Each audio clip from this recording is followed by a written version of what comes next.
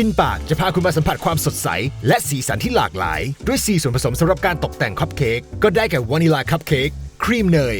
สีผสมอาหารและฟองดองวันนี้เราจะมาสอนคุณทำคัพเค้กในรูปทรงของอะโวคาโดสิงโตและแตงโมถ้าพร้อมแล้วก็มาเริ่มกันเลย